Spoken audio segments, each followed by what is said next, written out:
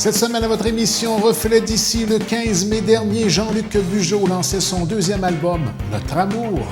On met au monde un autre bébé, là. C'est trippant de voir la réaction du monde. Puis ce soir, une belle foule avec du nouveau monde qui était là pour écouter des chansons. Puis écoute, je peux pas demander mieux. Ariane Michaud et Achille Huckney sont en studio avec nous pour discuter de leur participation au défi Pierre Lavoie. On était quand même une école vraiment bien préparée comparé à d'autres qu'on a pu parler entre écoles, tu sais. Puis ça nous a vraiment servi, là, tu sais, on pouvait en profiter puis tout ça, fait que c'est vraiment des bons entraînements. On discute du programme Phoenix, une initiative de la commission scolaire René Lévesque en compagnie d'Aline Hébert et M. Armand Godin. Le fait de participer à un projet comme ça, d'acquérir des connaissances, changer un petit peu sa vision des choses, c'est un peu comme renaître des cendres. D'où l'appellation, le nom Phoenix pour ce projet-là. La capsule En route vers à fond, ma fondation. Et je vous dis déjà en partant, on est assuré d'un immense succès. Et la capsule Divertissement avec Jocelyne Covier. Mais je me demandais si ça origine d'où ces espèces de superstitions-là qui, disons-le, ne sont pas toujours fondées scientifiquement. Mesdames, Messieurs, bonsoir et bienvenue à votre émission Reflet d'ici. Le 15 mai dernier, à l'Âge d'or Amitié de Grande-Rivière, Jean-Luc Bugeaud lançait son deuxième album en carrière et Violette Leblanc était sur place pour réaliser l'entrevue qui suit.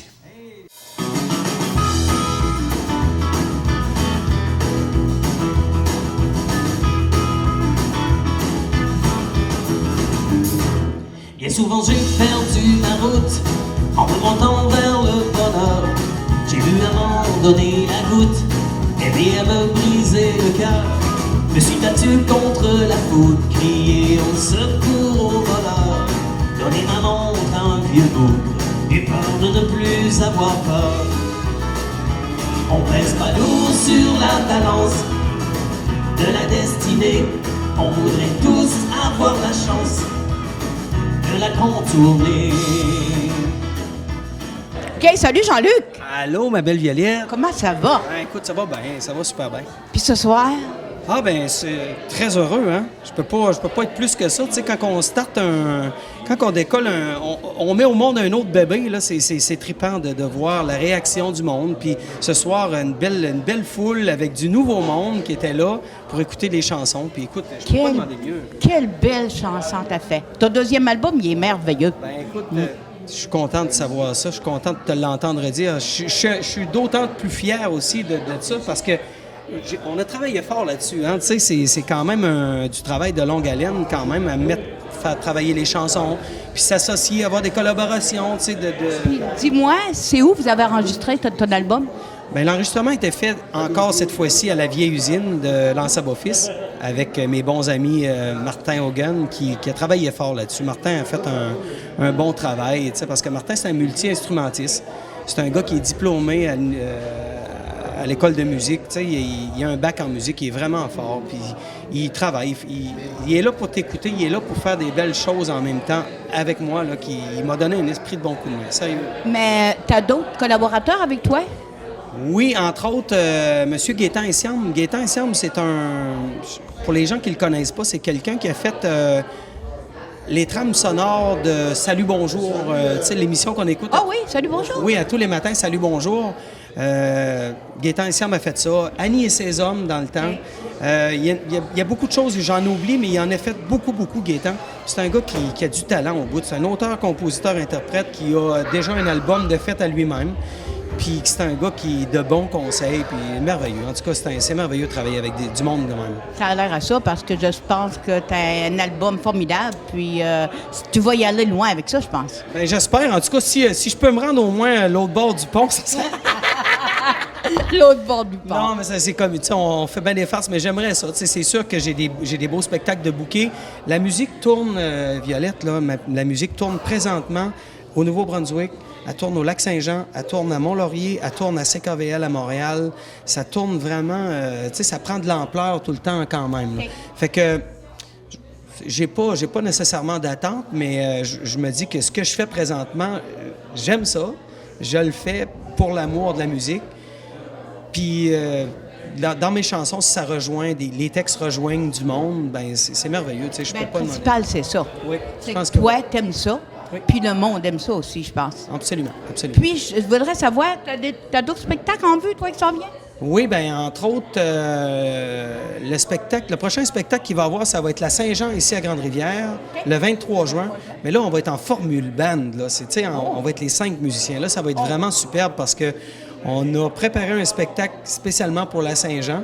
Fait que, en plus des artistes invités qu'il va avoir cette soirée-là avec David Bernatchez, il va y avoir aussi des artistes locaux qui vont être là. Il va y avoir Roger Roy qui va être là, qui va faire de la musique. Ah, ça va être vraiment superbe. On va avoir une belle soirée de Saint-Jean. Puis la semaine d'après, on va être à la foire comme Trait de Port-Beau. Oh, oui, chez nous! En plein ça, à Saint-François-Chevaux. Chez nous, de la route de l'église. Chevaux dans la route de l'église, à Saint-François-de-Port-Beau. Puis, écoute, on a encore monté un autre beau spectacle pour là aussi.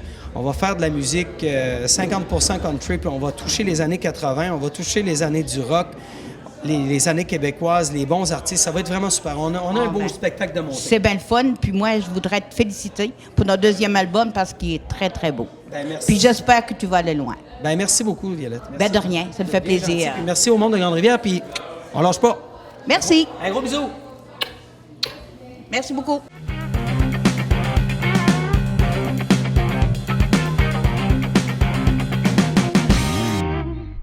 Bien, mesdames, messieurs, nous en sommes maintenant à la section entrevue de votre émission Reflet d'ici. On a le plaisir de recevoir en studio, 2 participants pour le grand défi Pierre Lavoie, défi qui a eu lieu le 9 mai dernier à Montréal. Et puis, nous avons le plaisir d'accueillir en studio Ariane Michaud, participante au grand défi, et Achille Eutley. Alors, bonsoir à vous deux. Bonsoir. Ça va bien? Oui. Oui, vous? Extrêmement bien. Alors, c'est votre première présence à la télévision communautaire de Grande-Rivière. Ouais. Alors, merci d'avoir accepté l'invitation. Et à vous? C'est un plaisir de vous recevoir en studio. Alors, on est ici pour parler de votre participation au grand défi Pierre Lavoie. Peut-être en débutant, expliquer aux gens à la maison, pour ceux qui ne connaissent pas, en quoi consiste le défi Pierre Lavoie en tant que tel? Le défi Pierre Lavoie, c'est vraiment une course à relais entre Montréal et Québec. À partir de Québec, dans le fond, sur 250 km. Ça se fait à relais, c'est ça. Pendant environ 30 heures, là, on court jour et nuit. C'est pas mal ça, sans arrêt, oui. Ouais. On peut dire que c'est tout un défi en soi. Oui. Ouais. Et un grand exploit. Un grand exploit. Et un grand défi comme ça demande beaucoup de préparation. Oui. Ouais. Et la sélection pour participer à ce défi-là, ça s'est fait à partir d'intervenants de l'École polyvalente de Grande-Rivière. C'est bien ça? On a dû envoyer une lettre qui a été lue par le défi à travers plusieurs écoles. Là, on a été accepté. Après, on a reçu comme quoi on avait été accepté. Puis on a commencé les entraînements 3 jours semaine. Ça a demandé combien de temps d'entraînement? Je pense que c'est depuis septembre que vous vous préparez, c'est bien Ouais. ça? Ben, dans le fond, c'est de 3 à 4 fois par semaine, puis ça dépendait, le temps dépendait des entraînements. Parfois, on a parti de 10 minutes avec de la marche, nos entraînements, puis on a fini avec 60 minutes de course. Et tout ça pour arriver, en fin de compte, à cette grande journée du 9 mai. Oui. Là, c'était partir de Québec et aller à Montréal? Oui. On disait que c'était à Montréal au départ, désolé. Donc, on partait de Québec. Oui, et puis, ça ressemble en quoi en termes d'organisation? Là, vous êtes arrivé là, il y avait 39 jeunes, 5 accompagnateurs. Et puis, il y avait plusieurs autres écoles qui participaient, plusieurs autobus. 125 autres écoles, oui. Donc, ça devait être tout un rassemblement arrivé là-bas. Ouais. Même déjà là, ça devait être impressionnant en soi. Ouais. On était au-dessus de 4000 jeunes aux aires de départ, aux aires d'arrivée aussi. Bon. Ouais. Puis parlez-moi un peu comment ça s'est passé lorsque vous êtes arrivé directement sur le site, un peu avant le départ. J'imagine qu'il y avait une certaine nervosité dans l'air. Bien, c'est sûr qu'on était nerveux, mais on avait nos accompagnateurs qui étaient là pour nous encourager puis nous dire que tout notre entraînement, ça aboutit à cet événement-là. Fait que dans le fond, on était vraiment contents d'être là puis on appréciait le moment. On avait comme pas le temps de passer à notre stress puis tout ça. Fait qu'on a juste vraiment apprécié.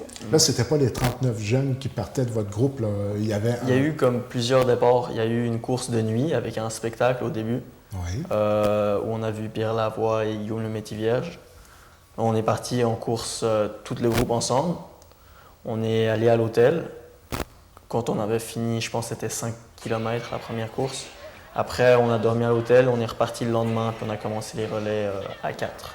Après, on a fait des relais à 2 jusqu'à Montréal. Et là, ce qu'on va faire, c'est qu'on va voir quelques images. Oui, on voit quelques images en ce moment. Celle-là, c'est la course de nuit. Dans le fond, on a fait la veille du grand défi. la veille du départ. C'était un spectacle qu'on avait, puis c'était une course de nuit de 5 km qu'on avait à faire tous ensemble. Puis dans le fond, il y a eu vraiment beaucoup d'animations, des spectacles, il y avait des cracheurs de feu, puis dans le fond, c'était vraiment un gros événement. On était près de 7500 cette soirée-là. Fait qu'il y avait, tout le monde était invité, la communauté, les familles, des participants au défi. Là, ce qu'on voit en ce moment? Ça, c'est notre école.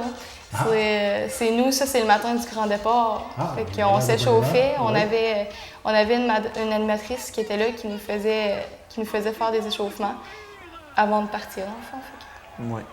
C'était ça. On voit qu'il y avait beaucoup de personnes. Oui, ça, c'est juste les participants au grand défi. La course de nuit était terminée, on était près de 4000, comme Achille l'a dit tantôt. Donc, le mode de fonctionnement, il y en a 2 qui débarquent de l'autobus, les autres sont dans l'autobus, suivent le peloton. Au début, on a commencé à 4. C'était des équipes de 4. Des relais de 2 km. Oui, des relais de 2 km. On les faisait avec les accompagnateurs, les premiers relais. Après, on a commencé les relais à 2 pour garder notre énergie un peu. Puis là, c'était un accompagnateur qui nous suivait en vélo. Ça, c'est beau temps, mauvais temps. Là. Beau temps. On a eu vraiment une gamme de températures. Un cocktail météo. Oui, c'est ça. On a parti le matin, il faisait beau. On s'attendait à avoir des orages puis de la pluie toute la fin de semaine. Mais dans le fond, la première journée, ça a super bien été. Il faisait peut-être 25. On est arrivé le soir, il mouillait à Sio. Durant la nuit, là, il mouillait à bord debout. Là. Puis le lendemain matin, ça s'est calmé, il y avait un petit peu de brume. Puis après ça, il s'est mis à faire des 30, 32 avec le facteur humidex. Fait qu'on a vraiment eu du beau temps. Même que c'était trop beau presque, parce que même la nuit, on avait trop chaud des fois. Mais c'était... Vous êtes parti en 72e position pour terminer en 6e position. Ça a été toute une remontée de votre part. Et il y a eu quelques petites aventures à travers tout ça. Oui, le bus a manqué. Je te laisse expliquer. On était parti, on était dans les relais à 2. Là, j'étais avec mon frère, justement, on est parti en relais, et puis le bus n'arrivait pas, donc on a commencé à se poser des questions. C'est ça, rendu à Port-Neuf. Dans le fond, quand on est parti de Québec, on ne sait pas on était en combienième position, mais on a quand même eu une grosse remontée. On était dans les premiers, peut-être les 30e premiers, mais c'est pas une course. Dans le fond, le défi, c'est pas une course. L'important, c'est de se rendre tous ensemble à la ligne d'arrivée à Montréal. Mais nous, c'était comme notre petit challenge entre écoles. On savait que nos personnes étaient capables, fait que c'était notre challenge. Puis eux, rendus à Port-Neuf, c'était leur relais. Puis ils ont arrivé, c'était où? À l'église? Non, c'était une halte, je pense. OK, c'est ça. Puis nous, on a comme manqué 1 kilomètre avant, fait qu'eux ont attendu. On a resté 3 heures en rack, excusez-moi de l'expression, en rack à Port-Neuf. Puis on a dû attendre 3 heures avant qu'un autobus vienne nous chercher puis qu'on rembarque tous nos bagages dans l'autobus. On a dû changer d'autobus. C'est ça, rendu, on a rattrapé le convoi. Ensuite, peut-être une demi-heure après qu'on a redécollé. Puis les policiers nous ont laissé le choix de reprendre notre place dans le convoi où est-ce qu'on était au début à 30e position. Puis nous, on a décidé de rester à la fin pour nous donner comme un petit challenge de, tu sais, on va y aller. Vraiment, le but, c'est vraiment de courir. Donc, on ne voulait pas perdre la course à repartir où on était. C'est ça. On voulait vraiment faire notre défi au complet. On ne voulait pas rembarquer pour reprendre les places. On a assumé notre panne d'autobus, fait qu'on a reparti à la fin. Puis on est arrivé quand même 50... On est arrivé à Trois-Rivières, à peu près dans le milieu. Puis à Trois-Rivières, il y avait les premiers qui se ramassaient derniers, les derniers qui étaient premiers pour resserrer le convoi un peu. Donc on n'a pas vraiment bougé de place vu qu'on était dans le milieu. On est reparti après jusqu'à Montréal. C'est ça. À partir de la 50e position, quelque chose comme ça. On était en première position quand même un grand bout de temps. Fait qu'on a pu être en direct durant un bout à la télévision. C'était vraiment le fun. Puis ça nous motivait vraiment beaucoup. Puis dans le fond, à Montréal, on est arrivé tout ensemble en 6e position. C'était vraiment le fun. Ça devait être tout un feeling lorsque vous êtes arrivé à Montréal pour passer la ligne d'arrivée. Tout le long, c'était un feeling. On était vraiment sur l'adrénaline tout le long. C'est ça. Il y avait des challenges aussi en communauté, comme il y avait Sorel. En tout cas, quelques communautés qui faisaient des compétitions entre eux pour c'est la communauté qui était la plus accueillante. Puis moi, j'ai eu l'opportunité d'arriver à Varennes avec une de mes amies, dans le fond, dans la communauté. Puis il y avait vraiment, là, c'était tous les gens qui étaient là rassemblés avec nous avec des télescopes, puis des mascottes, puis des tambours, puis toute la...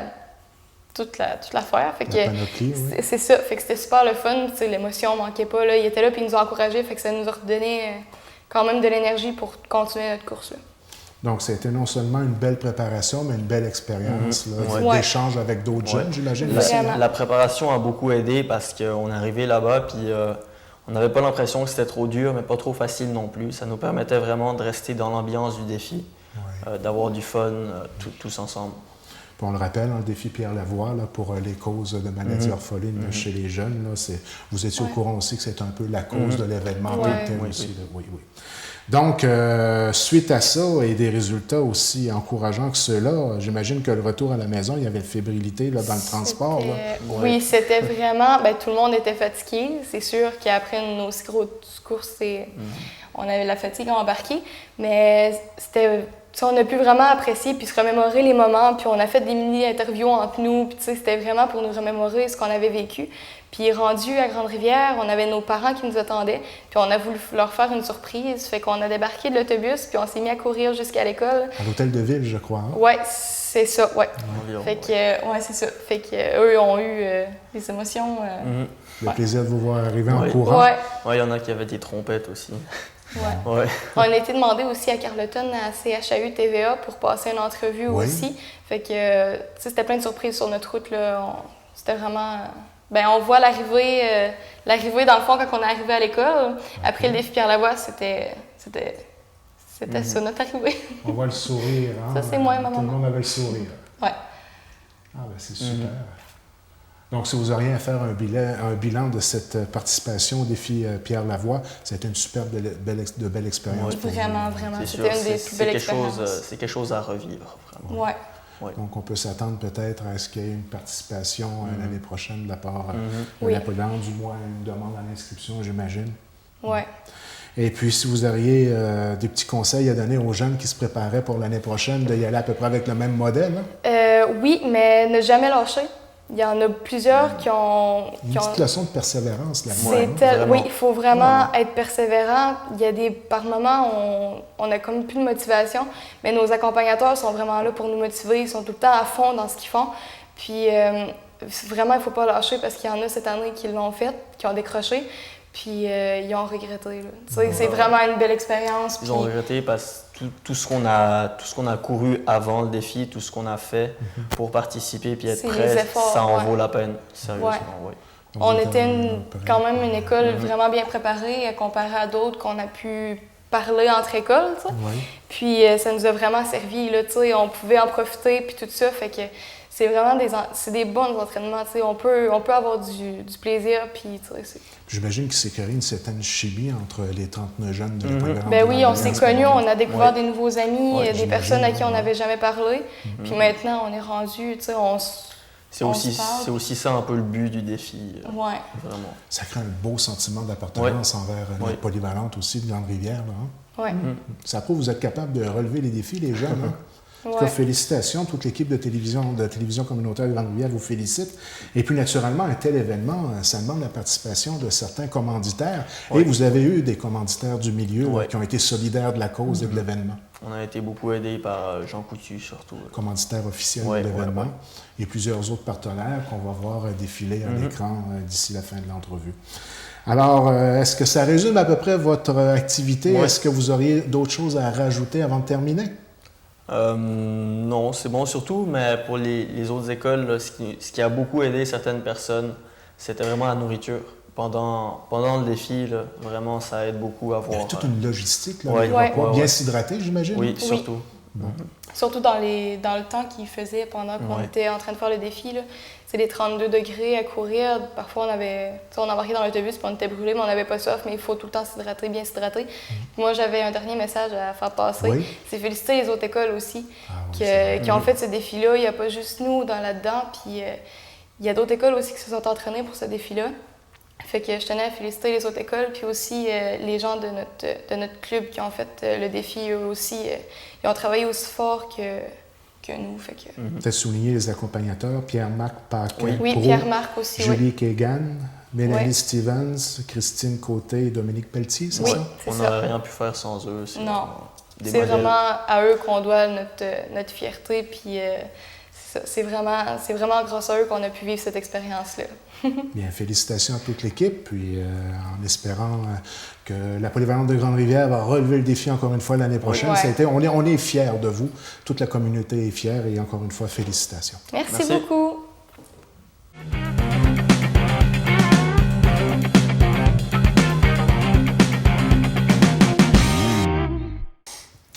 Bien, mesdames, messieurs, nous en sommes maintenant à la section entrevue de votre émission Reflet d'ici.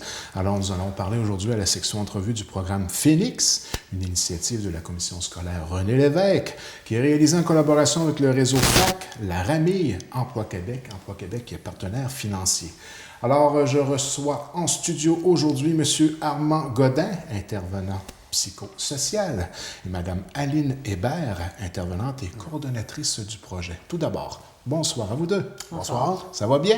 Oui. Ça va bien, merci. On discutait en préparation d'entrevue, programme Phoenix, c'est quand même assez hot comme nom. Ça consiste en quoi au juste? Bien, peut-être justement démystifier le terme phénix. Oui. En fait, c'est un terme un petit peu mythologique qui vient de l'Égypte. Quand on dit phénix, on peut référer aussi à Harry Potter.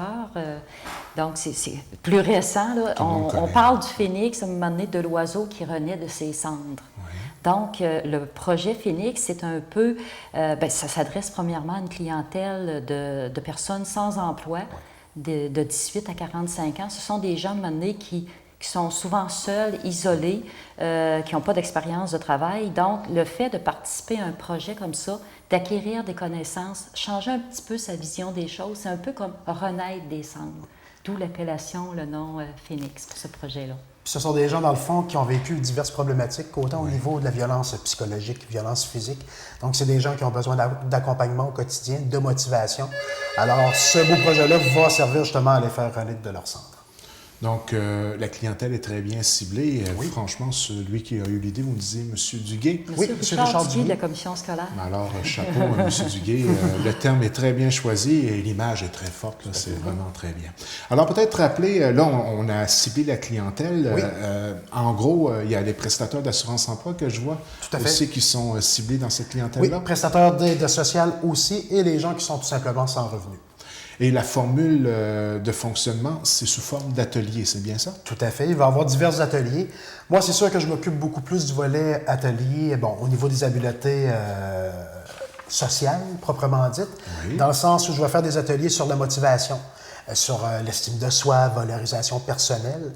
Je vais faire de l'accompagnement au quotidien et je vais avoir quelques heures consacrées dans la semaine, dans le fond, pour faire des suivis individualisés. Qu'est-ce que ça consiste? Bon, si, admettons, il y a une personne qui a une problématique quelconque, il va pouvoir venir me rencontrer et on va parler. Puis on va faire, quitte à faire de l'introspection, faire diverses techniques d'intervention. On parle de reflets, de l'approche motivationnelle. Donc, c'est moi qui est spécialisé, dans le fond, là-dedans. Ma spécialisation, je l'ai obtenue par l'entremise d'une technique d'intervention délinquance au Cégep de Carleton. Puis, j'ai quand même 3 ans d'expérience dans le domaine de la santé mentale, dans l'intervention. Donc, c'est mon dada, autrement dit. C'est sûr que je vais essayer de motiver ces gens-là au maximum au quotidien. De ce que je comprends de la forme d'atelier qui est proposée, vous êtes quand même assez bien collé sur un milieu. Vous profitez là, des différents attraits pour essayer de faire en sorte que ces personnes-là soient en mesure de pouvoir aussi bien découvrir leur territoire. Là, je voyais ça, là, genre la thématique à Val d'Espoir, tout ça. Oui, en effet, on a voulu faire un projet qui se rapproche beaucoup, qui rapproche beaucoup les individus dans leur environnement de la nature. D'accord. Donc, on a un très beau milieu ici qui est souvent inconnu. En fait, peut-être aussi préciser que c'est un projet qui va quand même commencer bientôt. On est en période de recrutement, mais normalement, le projet commencerait le 15 de juin jusqu'à la mi-septembre. Donc, c'est une période de 14 semaines et la durée hebdomadaire est de 25 heures par semaine. Puis, en gros, techniquement parlé, ce qu'on va faire à l'intérieur de ce projet-là, outre le fait que M. Godin va être là en permanence pour faire un suivi avec et entre les participants, toujours pour qu'il y ait un beau fil d'Ariane, puis qu'on puisse faire un vrai travail d'équipe, parce que les ateliers, bon, OK, sont là pour aller chercher des connaissances, mais il faut qu'il y ait à l'intérieur du groupe de la motivation, puis qu'il y ait un fil d'Ariane entre les participants et les animateurs.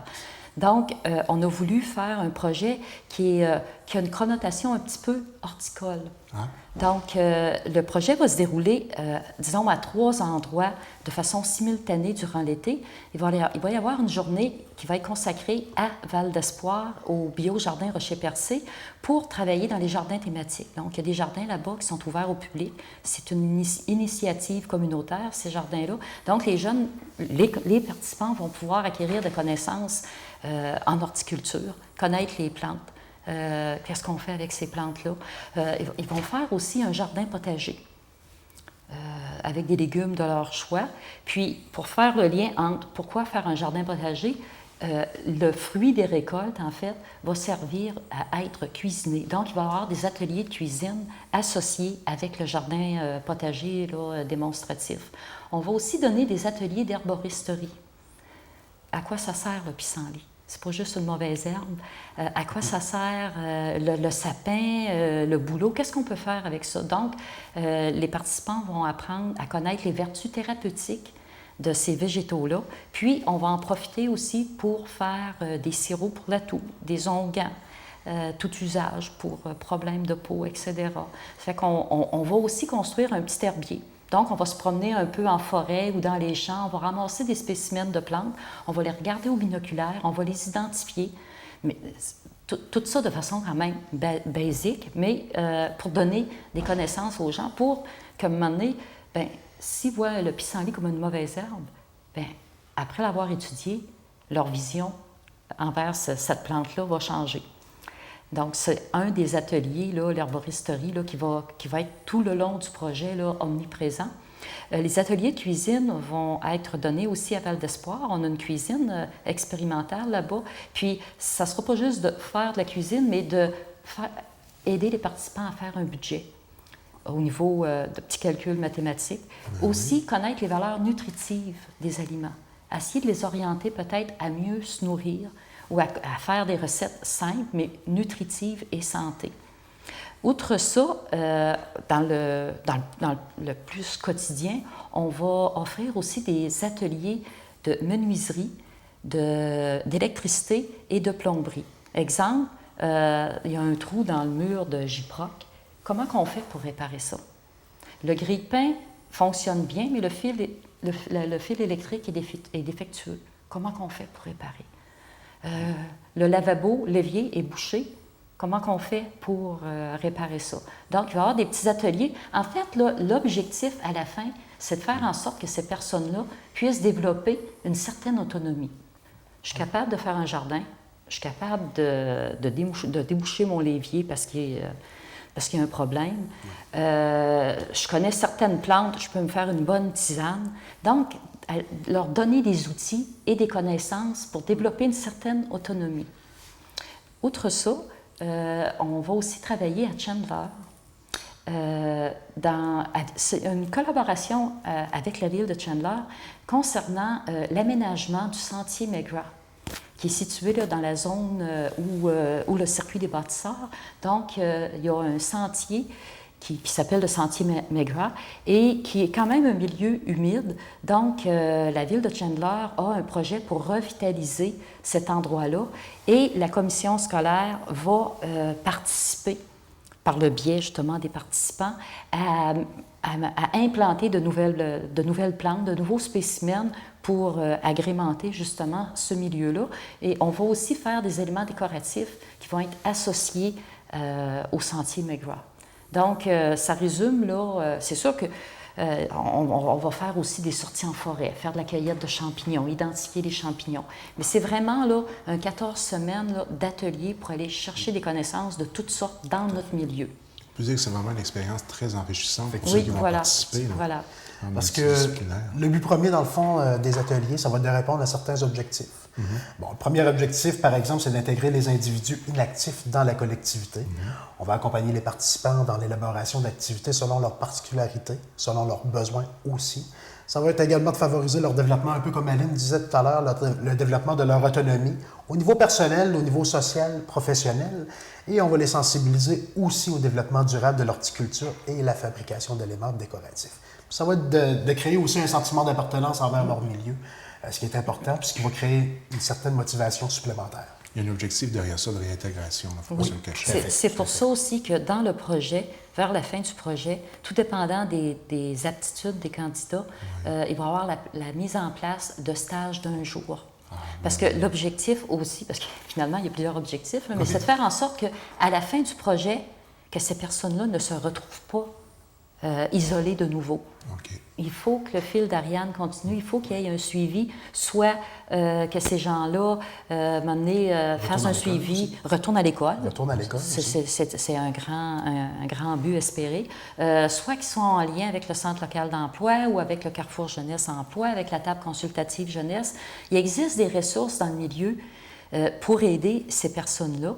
Des fois, c'est juste un petit coup de pouce que ces gens-là ont besoin, mais ils ignorent les ressources qui sont en place. Fait que c'est d'arriver à un moment donné à aller chercher des connaissances, connaître des gens, puis connaître aussi des outils qui, à la fin du projet, vont leur permettre là, de ne pas retourner dans l'isolement.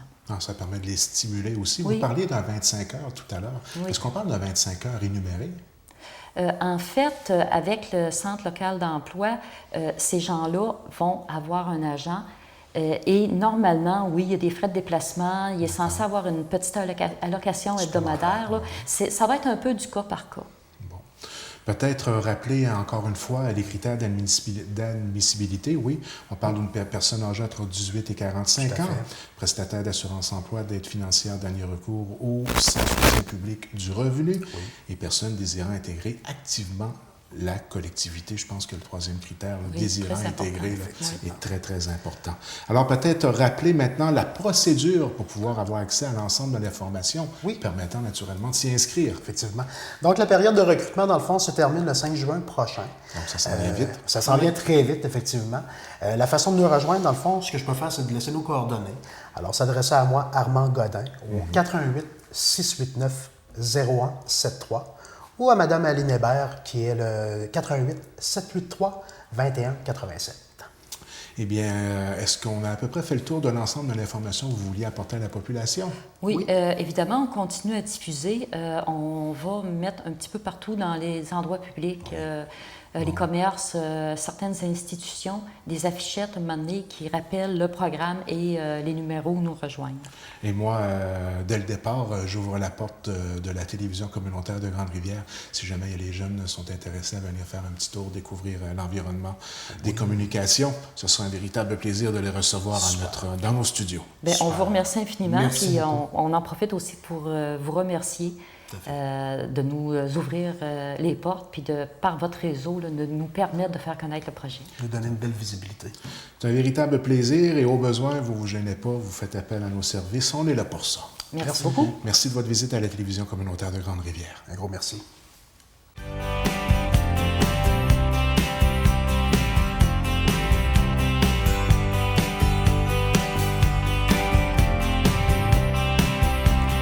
Eh bien, mesdames, messieurs, nous en sommes maintenant à notre capsule En route vers à fond ma fondation. Alors, comme à l'habitude, cette semaine, nous recevons en studio M. Serge Soucy et M.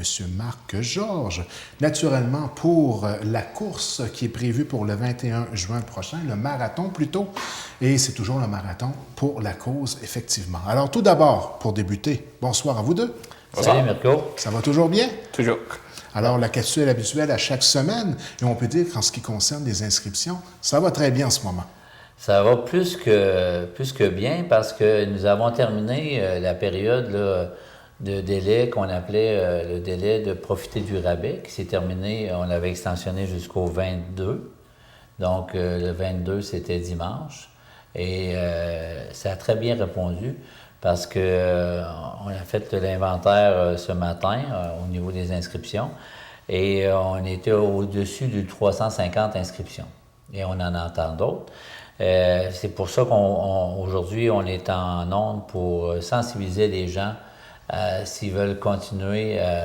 Les inscriptions sont ouvertes jusqu'au 18 de juin, mais à ce moment-là, il faut tenir compte que le rabais de 20 ne s'applique plus. Là, on tombe au tarif, ce qu'on appelle le tarif régulier, qui est pour le 21 km à partir de cette semaine, 60 $, 50 pour le 10 km Uniprix, 5 km Home Hardware 40 $, mais pour ce qui est du 2 km, donc c'est un événement beaucoup plus axé vers la famille, les jeunes, le même prix demeure.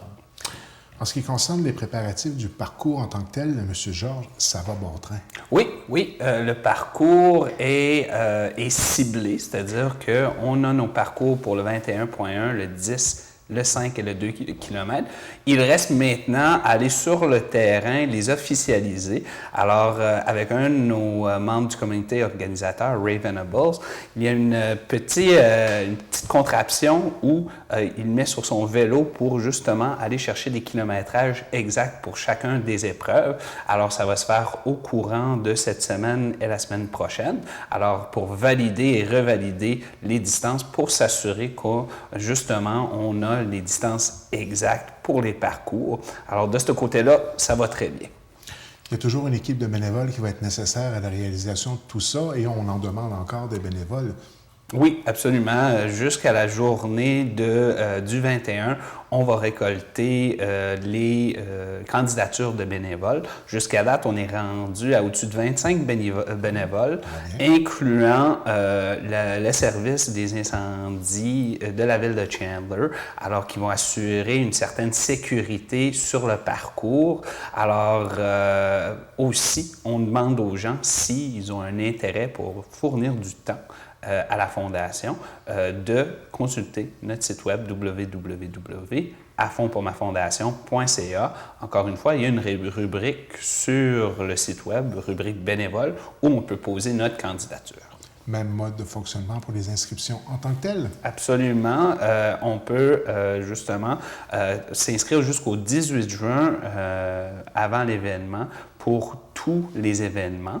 À savoir aussi qu'on peut s'inscrire en ligne ou en personne avec nos formulaires. Par contre, nous suggérons, c'est une nouveauté cette année sur notre site web, à partir de notre site web, on peut s'inscrire en ligne.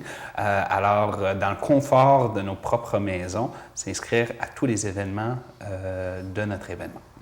Donc, on le rappelle, on a jusqu'au 18 juin pour s'inscrire. C'est important de le faire assez rapidement. Ça aide à la logistique de tout ça, bien sûr. Oui. Et puis, les 19 et 20 juin, là, ça va être la remise tout simplement des dossards et des puces qui vont servir à faire un calcul extrêmement précis au niveau du parcours. C'est pas au niveau du calcul, mais c'est permettre au comité de ventiler un peu l'inscription. Si on dit que le matin même, on recevrait l'équivalent de peut-être 400 ou 500 personnes, donc la logistique au niveau de remettre tout ce qu'il y a, le chandail, les puces, un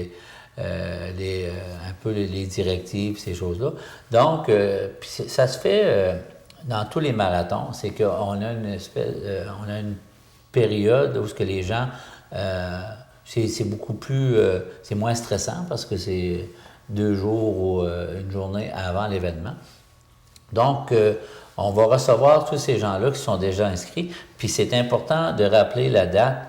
Le 18 et le 19 juin, c'est chez Sport Élite qui nous reçoit là. C'est pas le vendredi et le samedi, c'est le jeudi et le vendredi? Non, le vendredi et le samedi. Donc, c'est le 19 et 20 juin. Merci de me rappeler. Tu vois, j'ai un agenda qui se bouscule dans ma tête, il y a assez d'événements. C'est que c'est ça, c'est le 19 et le 20 juin. Donc, chez Sport Élite, il va y avoir une équipe de bénévoles qui vont remettre l'ensemble le petit sac, les puces, les chandails et toutes choses, plus les règlements. Les règlements, les directives. Et le matin même, on a aussi une période où on va remettre les choses, mais c'est exclusivement pour les gens qui viennent de l'extérieur. Mm-hmm. Donc là, souvent, il va y avoir des gens qui vont arriver la veille, mais tard, ou tôt le matin. Donc, on va les recevoir au Parc du Souvenir. On rappelle que c'est beau temps, mauvais temps? Oui, absolument. Le 21, on s'équipe justement pour soit courir dans le soleil ou sous la pluie. C'est un événement qui va avoir lieu beau temps, mauvais temps. Puis on a déjà pris des dispositions, nous autres, avec Météo Média, Environnement Canada, tout ça. On a réservé pour cette journée-là, température idéale, petit vent frais du matin et beau soleil pour le restant de la journée. Puis ce qui est intéressant cette année, c'est que le parc de souvenirs va devenir la place du demi-marathon, donc la place des Jardins. Et il va y avoir différentes activités pour les jeunes, familiales, hot dog, structure gonflée, ainsi de suite. Là. C'est bien de souligner ça parce qu'il faut le souligner que c'est quand même ouvert à tous en termes de participation. Il y en a pour tous les niveaux. Hein. On parlait même de préparation physique il y a deux semaines de ça. C'est ouvert à tous et il suffit de se préparer en conséquence, mais même sans préparation, on peut participer, là, je pense, le 2 km. Là. Oui. Le 2 km a une vocation, c'est un événement à vocation familiale. Exact. Alors, d'initier que ce soit les jeunes, que ce soit des personnes qui sont pas nécessairement des adeptes de course à pied ou de marche, pour venir s'essayer en quelque sorte et voir s'il y a un intérêt qui pourrait se développer. Alors, le 2 km, absolument, pour se lancer un défi initial, pour peut-être se relancer un autre défi pour l'année prochaine, participer à un des autres événements qu'on va offrir. Ce qu'on appelle communément, là, on vient marcher un peu pour la cause. C'est que... la cause, oui. C'est ça. Fait qu'on s'est associé, la Fondation s'est associée au regroupement à fond de ma Fondation. C'est des gens qui ont dit, nous, on veut créer un événement qui est festif, qui est sportif, mais qui va s'identifier à la fondation du CSS Rocher-Percé. Fait que cet événement-là, c'est de dire aux gens, c'est pas une compétition en tant que telle, c'est vraiment un happening qui s'est joint à une épreuve qui est le 21 km. Donc, c'est beaucoup plus... le 21 km, c'est vraiment une épreuve, là, ce qu'on appelle... On est dans le circuit maintenant des marathons, des demi-marathons. C'est pourquoi qu'on a certaines règles au niveau de l'inscription, les puces, ce que Marc parlait tantôt, de s'assurer que c'est la bonne distance, qu'il n'y a pas 100 mètres de plus ou 100 mètres de moins. Donc, c'est le côté technique de Ray qui s'assure que les distances sont là, le parcours est sécuritaire. On a une compagnie qui vient nous offrir, on a loué, pour avoir les mêmes équivalences que tous les autres marathons ou demi-marathons marchent, qui soient dans les règles de il y a une espèce de protocole, on peut dire, de régie. Marche à suivre, qui est spécifique au marathon. Ça fait que c'est important de respecter ça. Nous, l'organisation, on se fait un devoir de respecter ça. Puis du côté de Marc et son équipe, c'est d'avoir le maximum de bénévoles pour répondre à l'ensemble des besoins que les marathoniens ou l'organisation peut avoir, que ce soit au niveau de la sécurité, la distribution de l'eau, l'aménagement du circuit, tout ça. Donc, ça nous prend une équipe, puis on est heureux de la réponse, puis on souhaite que les gens continuent à nous suivre via la télévision communautaire ou encore sur notre site web ou encore en personne. En terminant, M. Georges, M. Soucy, peut-être rappeler les différents commanditaires qui font en sorte qu'un tel événement soit en mesure de pouvoir être réalisé, bien sûr. Bien, les partenaires majeurs, c'est les partenaires qui se sont associés à fond pour ma fondation, car sans eux autres, on ne pourra pas organiser un événement de même, puis de redistribuer aussi, parce que c'est vraiment, cette année, c'est vraiment vraiment dans le cadre des marathons. Donc, les participants du 5, 10 et 21 km vont recevoir un chandail, vont recevoir un dossard, et ils vont recevoir une puce pour équivaler les temps. Ils vont recevoir aussi à la fin une médaille identifiant dans quel groupe qui ont relevé le défi, et puis ces choses-là. Puis on va avoir des structures gonflées, puis ces choses-là. Mais sans l'exemple de partenaire des Jardins, qui est notre partenaire majeur, qu'on peut appeler le platine, bien, le 21 km, ça n'aurait pas pu se faire. Puis il faut bien noter que le 21 km, c'est vraiment compétitif. C'est ce qu'on appelle notre événement vedette. Hein? Quand on dit le marathon de Montréal ou le demi-marathon Il y a des statistiques qui vont s'établir, les défis vont être à suivre à chaque année. Ça va être intéressant, ça aussi. Donc, Desjardins, aujourd'hui, on est plus dans une règle, on ne peut pas nommer les deux succursales, mais c'est nous, le centre-sud gaspésien et du littoral gaspésien se sont offerts généreusement à faire que l'événement du demi-marathon soit exclusif et inclusif à Desjardins. Les pharmacies Uniprix, dont les propriétaires sont Laurent Carbonneau-Lebeau et Frédéric Pinel.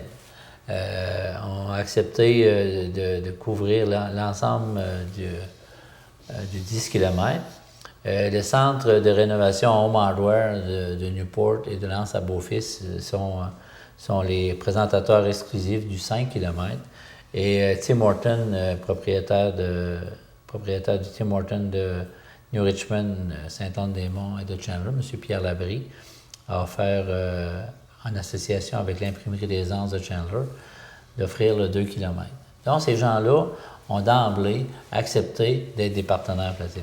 C'est sûr que vous allez voir à l'intérieur de on a ce qu'on appelle les amis de la Fondation, dont la Banque Royale a accepté de présenter notre ambassadeur, M. Jean-Yves Cloutier, pour des conférences, pour recevoir les gens.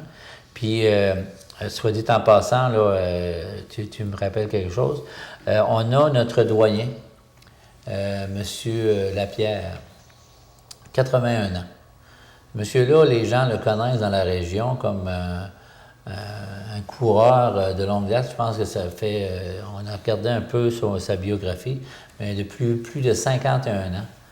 Ce monsieur-là a fait différents marathons, il a fait différentes courses, puis même encore aujourd'hui, il court encore, fait des marathons. Puis il va être notre ambassadeur ou notre doyen. C'est lui qui va être notre porte-étendard du 10 km. Il a accepté de relever le défi du 10 km Uniprix. Donc, c'est sur l'effigie que, comme on dit souvent, comme le Canadien, je porte le flambeau. Donc, M. Lapierre sera notre porte-étendard. C'est lui qui portera notre running shoes du 10 km. Ou ça, c'est très, très bien. Félicitations. Les gens nous suivent beaucoup, puis ça, je veux les remercier. On a une belle équipe.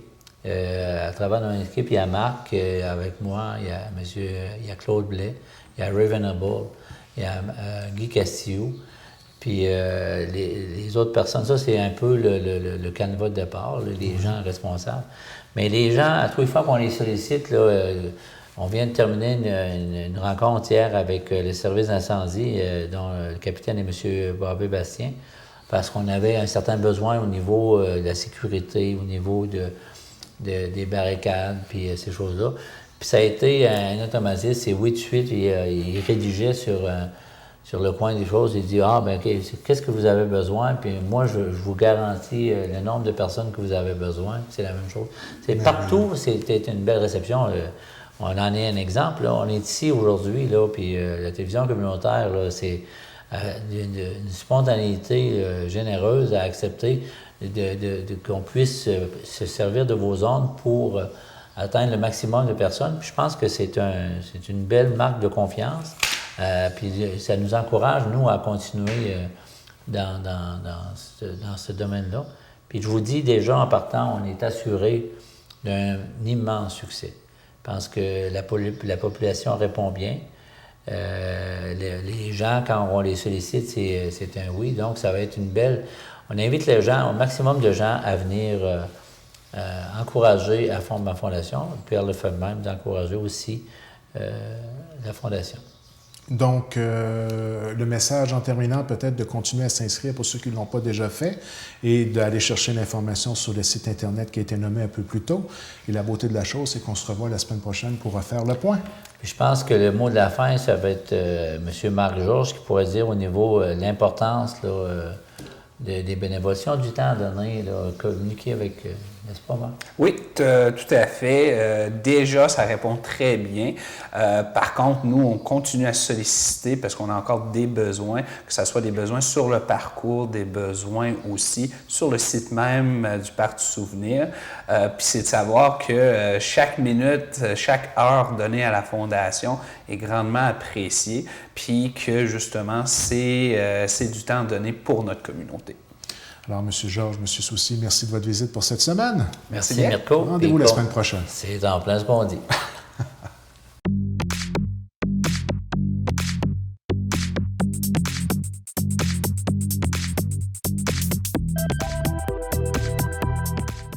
Bien, mesdames, messieurs, nous en sommes maintenant à notre capsule divertissement. Et cette semaine, c'est la dernière capsule de la saison et j'ai toujours le plaisir d'avoir en ma compagnie Jocelyne Covier. Bonsoir, Jocelyne. Bonsoir. Alors, une petite atmosphère assez spéciale pour la dernière de la saison. Oui, cette semaine, le sujet, ça va être les superstitions. Ah bon? Je me demandais, j'ai dit, parce que, bon, évidemment, il y a des gens plus superstitieux que d'autres, mais je me demandais, ça origine d'où ces espèces de superstitions-là qui, disons-le, ne sont pas toujours fondées scientifiquement. Et le tout va être appuyé avec des images. Oui. Donc, ça risque d'être très intéressant. Donc, un côté historique aujourd'hui. J'ai essayé de trouver des statistiques pour le Canada, j'en ai pas trouvé. Mais par contre, en France, on a fait des études et 41 des gens sont superstitieux. Bon. Donc, superstitieux, c'est assez large. Vous allez voir qu'il y a plusieurs superstitions qui existent. Je commence avec le vendredi 13, évidemment, qui est une des plus connues. Ça vient de loin. Dans les pays nordiques, on avait le mythe du Valhalla.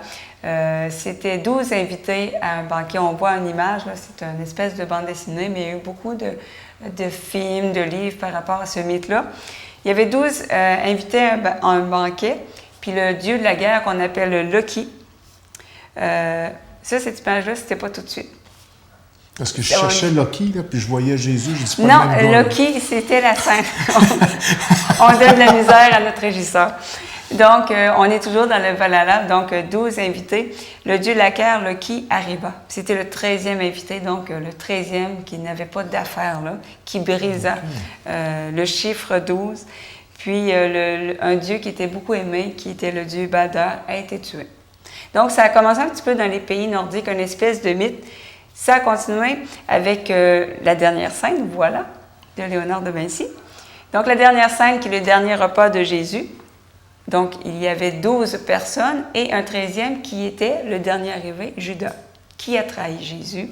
Donc, le chiffre 13 avait une mauvaise connotation depuis quand même assez longtemps. Pourquoi vendredi 13? Bien, le vendredi, c'est le jour de la crucifixion de Jésus. Donc, il y a quand même des racines bibliques dans cette superstition-là.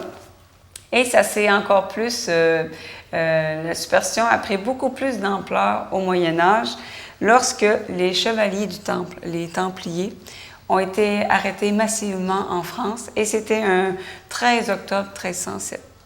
Là, déjà qu'il y avait un problème avec le vendredi 13, avec l'arrestation et la torture, il faut le dire, des Templiers, bien là, ça a pris beaucoup d'ampleur et là, c'est resté vraiment dans la culture, que le vendredi 13, c'est très malchanceux. Dans les faits, est-ce que le vendredi 13, est-ce qu'il y a plus d'accidents ou moins d'accidents? On a fait une étude et on a découvert qu'il y avait un peu moins d'accidents. Pourquoi? Parce qu'il y a beaucoup de gens qui ne sortent pas de leur lit, carrément. Donc, il y a moins d'accidents. Font attention. Oui. Il y a une chose que je sais par rapport au vendredi 13, c'est que la programmation télé, là, on recouvre beaucoup de films d'horreur. Oui, il y a toujours aussi le spécial des Simpsons. Ah oui? Oui, les vendredis 13, d'Halloween, tout ça. Il y a toujours un spécial aussi pour les Simpsons. Ensuite, l'autre, on entend souvent ça aussi, que c'est malchanceux d'ouvrir un parapluie dans une maison. Pourquoi?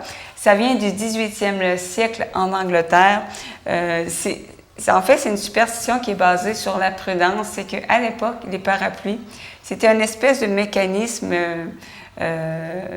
assez lourd. C'était mécanique. Donc, quand on ouvrait un parapluie à l'intérieur, il y avait vraiment des risques de blesser quelqu'un ou de briser des objets. C'était assez gros, les parapluies. C'est pas ce qu'on connaît aujourd'hui. Donc, c'est venu de la prudence pour éviter de blesser tout le monde dans la maison. Donc, ça vient de là. C'est spécial. Oui. Ensuite, renverser la salière sur la table.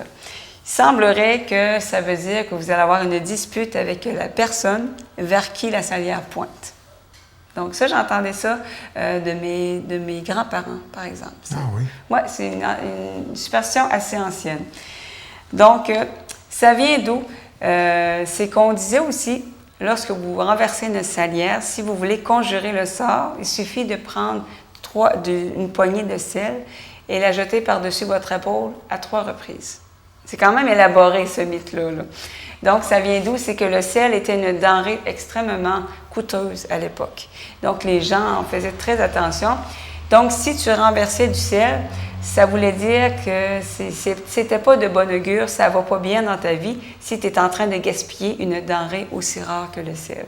Donc, si tu prends le sel et que tu le jettes par-dessus ton épaule, tu es en train de dire au destin, ben moi, je suis capable d'en jeter par-dessus mon épaule, j'en ai collé, entre guillemets, je suis capable d'en prendre, je suis capable d'en gaspiller du sel. Donc, tu es en train de dire au destin, ma première maladresse, tiens-en pas compte, c'est pas grave, tu vois, j'en jette par-dessus mon épaule et il n'y a rien là. Donc, c'est de là qu'est venue cette espèce de mythe-là. Difficile tout de même de concevoir que le sel est une denrée rare. Hein? Extrêmement rare à l'époque, et même dans l'époque des Romains, si je m'abuse, on payait, je pense, les soldats avec le sel. C'était vraiment, oui, aujourd'hui, c'est quelque chose de quand même assez commun. Mais c'était recherché pour le goût, mais aussi c'est parce que ça servait à conserver les aliments.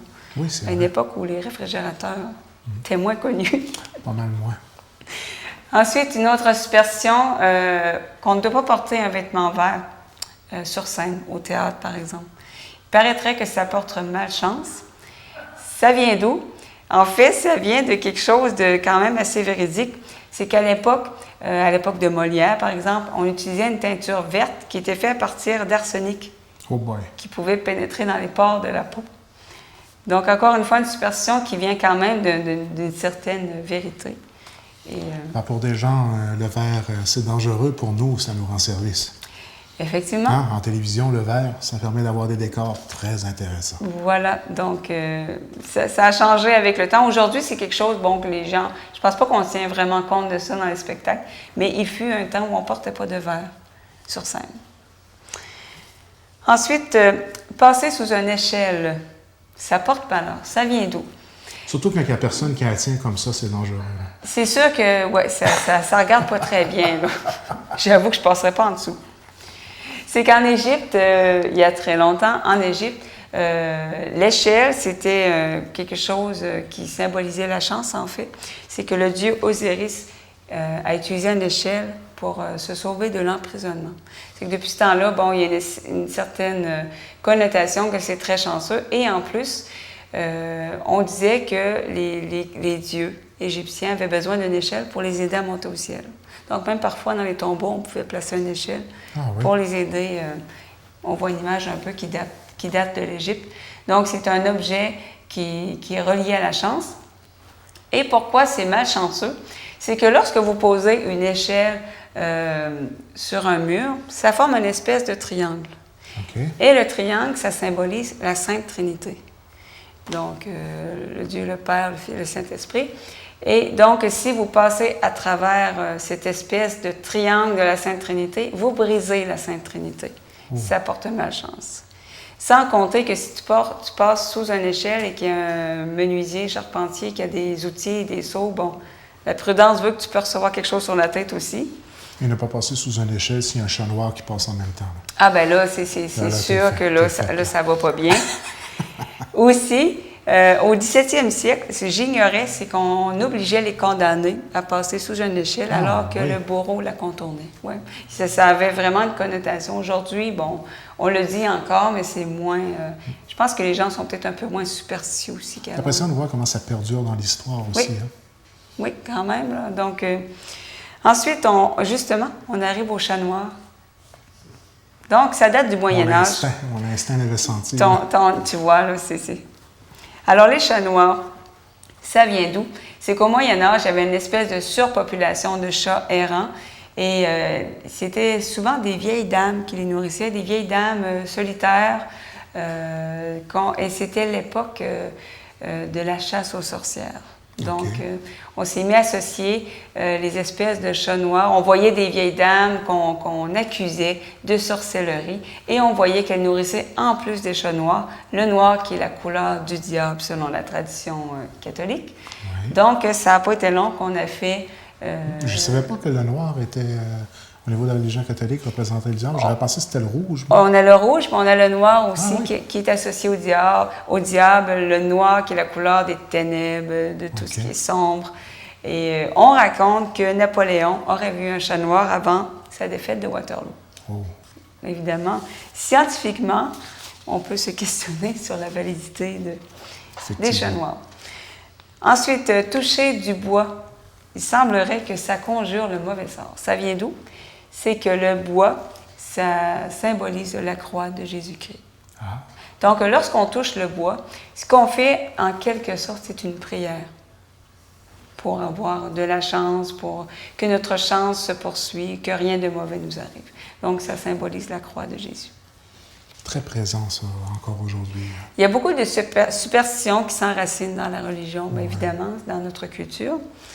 Ensuite, poser un pain sur la table à l'envers porte malheur. Ça, j'ignorais ça. J'ai appris que c'était une superstition. Pourquoi? C'est qu'au Moyen Âge, les boulangers faisaient des pains et ils en mettaient un à l'envers comme ça et il était réservé pour le bourreau. Oh! Donc, il l'identifiait pour le bourreau. Donc, si vous mettez un pain renversé sur la table, vous allez attirer la malchance et la mort, il semblerait. Surtout s'il n'y a pas de bourreau d'invité pour le souper. Là. Effectivement. C'est impoli. Oui, effectivement. Ça ne court pas les rues, les bourreaux, non, surtout en Gaspésie. Plus maintenant. Là.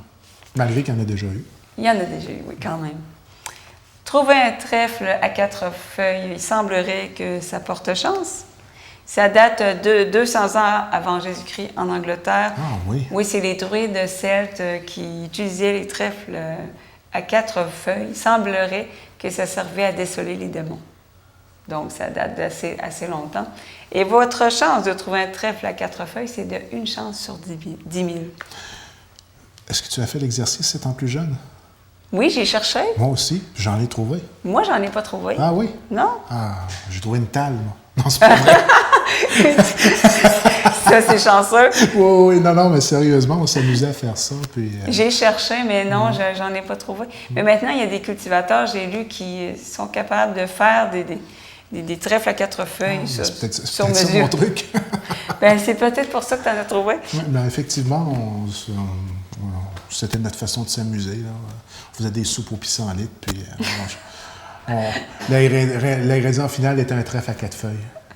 Les soupes au pissenlit, je l'ai fait plusieurs. Moi. Puis il y a un bon vin de pissenlit aussi qui existe, une recette. Là. J'ai goûté. Je pense que ton père y a goûté Mon aussi. Mon père là. fait du vin de pissenlit. Et... Ah oui, il en fait en plus? Oui, j'avais été ramasser des pissenlits avec ma mère. Puis c'est bon. Ben moi, je ne suis pas très connaissante en alcool. C'est sucré un peu, je crois. Hein? Est-ce que c'est vrai que c'est sucré? C'est sucré un peu, mais c'est surtout très fort. On appelle ça un vin, mais ça ressemblait plus à un whisky. OK. C'était fort. Mais c'est bon. Je sais que ça s'en vient le temps des pissenlits, là. Voilà, donc si vous ne savez pas quoi faire avec vos pissenlits. Oui, recycler. Voilà. Ensuite, ça, je l'entendais souvent de mes parents, de mes grands-parents. Lorsqu'un ustensile tombe par terre, il y a une signification. Donc, si une fourchette tombe, vous allez avoir la visite d'une femme. Si c'est un couteau, c'est un homme. Et si c'est la cuillère qui tombe par terre, c'est un enfant qui va vous visiter. Ah oui. Je ne sais pas si statistiquement, ça se vérifie. Mais oui, j'ai souvent entendu ça. Lorsque j'échappais un ustensile, on me disait ça. Tu vas avoir de la visite. Bon. Est-ce que ça se concrétisait ou... Pas vraiment, honnêtement. Tu as été bien déçue de cette superstition-là. Je suis pas très superstitieuse de nature, donc un petit peu sceptique, là, honnêtement.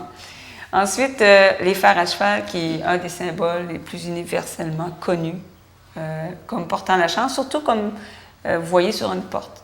Il semblerait que ça porte chance à la maison. Ça vient d'où? C'est que à l'époque, lorsqu'on trouvait un fer à cheval, on parle là, du Moyen Âge, quand même assez longtemps, lorsqu'on trouvait un fer à cheval, on pouvait le vendre au forgeron, qui lui pouvait l'utiliser pour le fondre, faire d'autres objets avec le métal. Donc, lorsqu'on trouvait, évidemment, ça portait chance parce qu'on avait de l'argent en échange du fer à cheval. Bon, comme je disais, comme vertu, ça protégerait du malheur et ça symbolise le Christ, le croissant de lune du fer à cheval. Ça, c'est une image qui va venir ensuite. Donc, la forme, je donne la misère au régisseur. Là, je cherchais le croissant du cheval. Non, c'est ça. Pas, ça va venir ensuite. Donc, la forme... La prochaine saison, on reste en ligne. Je lui donne la misère, là, je ne mets même pas de notes ces images, je lui donne le tapon d'image, puis il trouve où ils vont. Ben oui. Donc, l'image du fer à cheval, ça représente le Christ, la lettre du Christ, et aussi, c'est la lune, la forme du croissant lune, ça symboliserait la chance et la fertilité. Bon. Pour continuer avec le fameux fer à cheval, c'est qu'il y a beaucoup, beaucoup de légendes et de mythes associés à ça. Donc, on a la légende de Saint-Dostan, et l'image, la voilà. Donc, l'archevêque de Canterbury, en 959, c'est une légende, hein, vous allez voir. Il semblerait que le diable lui a amené son cheval à ferrer. Et Saint Dostan, ce qu'il a fait, au lieu de ferrer le cheval, il a ferré le pied du diable. Oh. Puis, en échange de sa liberté, il lui a fait promettre de ne jamais pénétrer dans une maison qui a un fer à cheval sur la porte. Ah. C'est une légende, hein, on s'entend. Donc, c'est de là beaucoup qu'on associe le fer à cheval à la chance. Et il y a une autre légende aussi, ça vient de loin. Maintenant, c'est une légende romaine, Néron. Il semblerait qu'il était tellement fier de sa richesse qu'il voulait se pavaner, la montrer à tout le monde.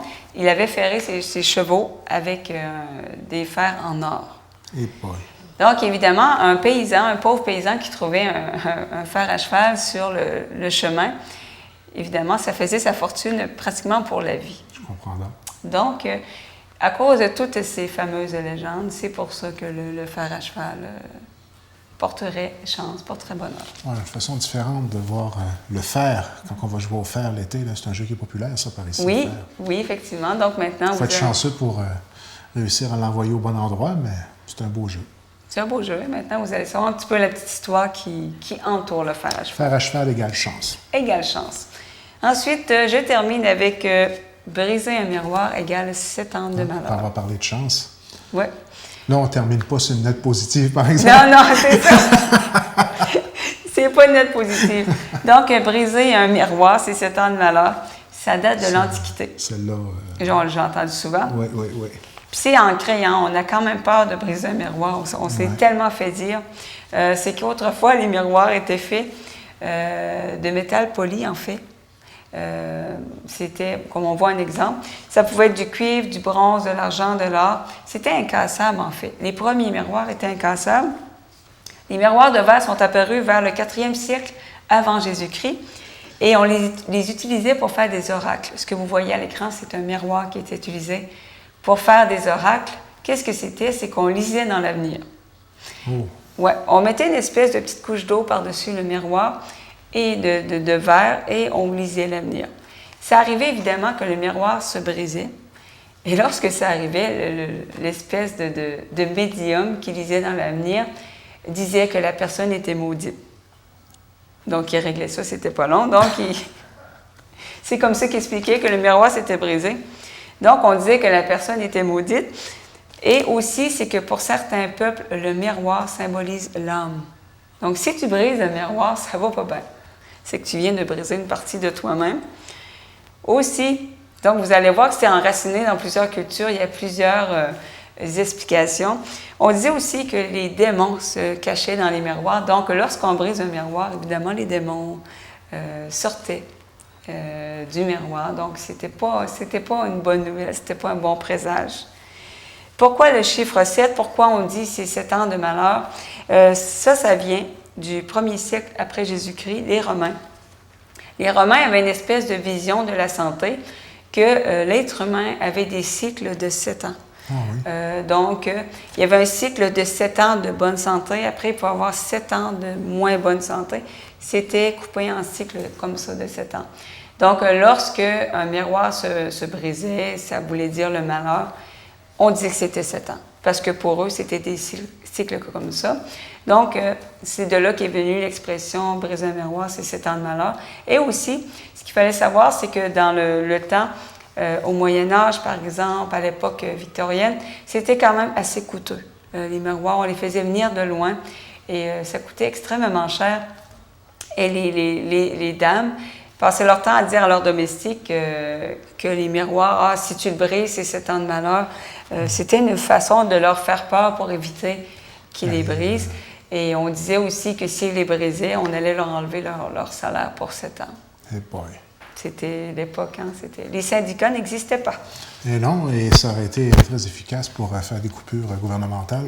On leur donne un miroir en début de saison, puis on s'organise pour qu'il arrive une petite aventure, puis 7 ans de salaire de sauver. Hein? Je pense que les syndicats n'auraient pas aimé, je pense que tu as raison. Non, le miroir aurait été interdit à l'intérieur. Je pense que ça aurait été, oui, mais c'est pas faux. De tous les édifices gouvernementaux.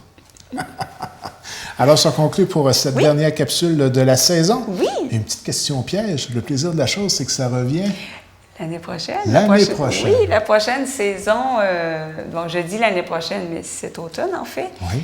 Et c'est vraiment un plaisir hein, de faire ces petites capsules-là. C'est très varié. Des fois, c'est plus sérieux, d'autres fois, un peu plus léger. On a vraiment beaucoup, beaucoup de plaisir à le faire. On rit beaucoup en les faisant aussi. Oui. C'est très divertissant et souvent très instructif. Et c'est ce que j'aime, moi. On en apprend toujours. C'est bien. Beau travail de recherche. Bien, j'apprends énormément en le faisant. Souvent, je commence un sujet et je connais pratiquement rien sur le sujet. Puis en le faisant, bien, j'apprends en même temps. Alors, c'est au plaisir de se revoir à la saison prochaine, à l'automne prochain. Et vous, à la maison, on vous donne rendez-vous dès octobre prochain. Merci de nous suivre semaine en semaine. C'est un plaisir de produire ces émissions-là pour vous à la maison. Eh bien, mesdames, messieurs, c'est tout pour cette semaine. N'oubliez pas que notre programmation est disponible sur le web au tvcgr.com et sur YouTube sur la chaîne TVCGR. Vous pouvez nous laisser vos commentaires au tvcgr@commercial-hotmail.com ou directement sur facebook.com/tvcgr. TVCGR est toujours à la recherche de bénévoles pour la réalisation et le montage de ses émissions et la réalisation de son télébingo. Vous souhaitez vivre une expérience en audio-vidéo ou en communication? On offre de la formation. Contactez-nous au 418-385-3909.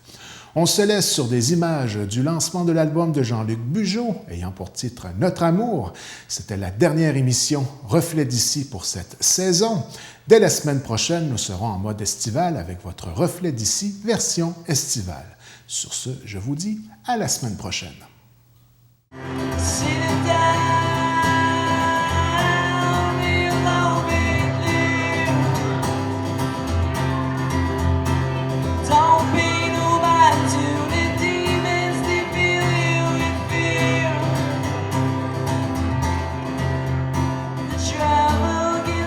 Drag you down.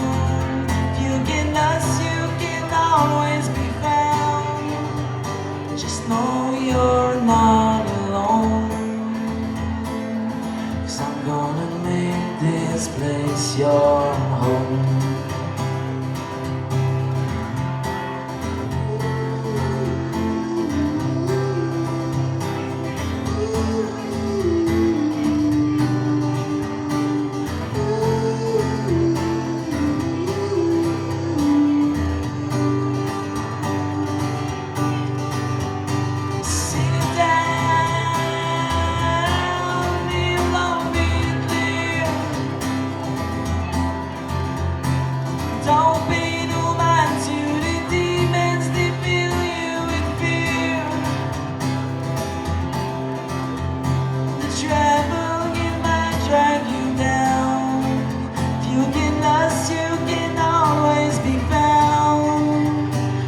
Know you're not alone. 'Cause I'm gonna make this place your home.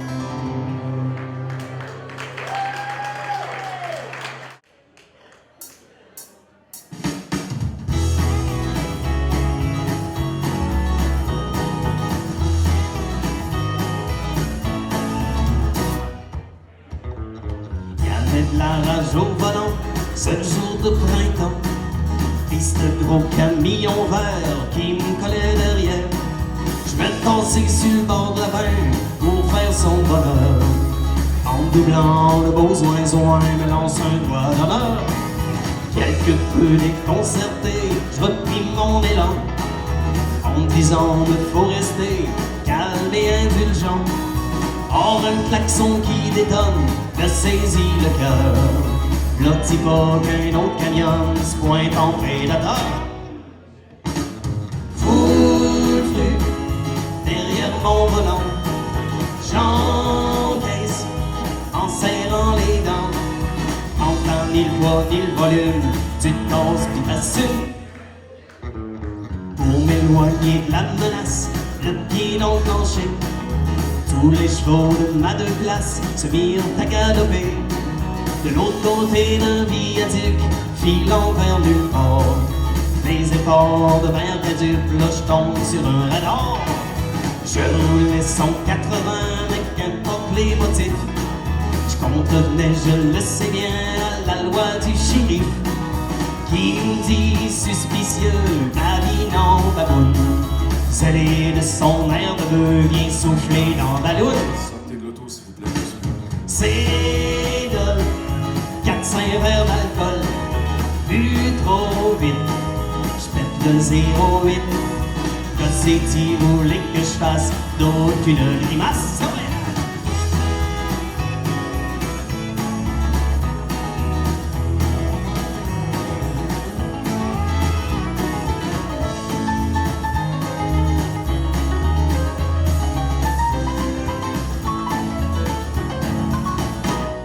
Ça m'aura coûté un bras pis des points de démérite. Comme j'en avais pas des torts, vous devinez la suite. Depuis ce jour de malheur, j'use mes semelles. Lance parfois mon doigt d'honneur à que gros diesel. Tiens, toi! Pour idole, quand t'as plus de bagnole, ben triste de quitter les lifts. Depuis que mon char est immobile, on ma vie manque de thrill. C'est de ben dole. C'est de ben dole.